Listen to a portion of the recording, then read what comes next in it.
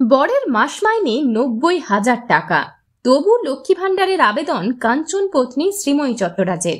স্বামী বিধায়ক, মোটা টাকা ভাতা পান পশ্চিমবঙ্গ সরকারের থেকে, সঙ্গে তিনি টলিউডের সফল অভিনেতা।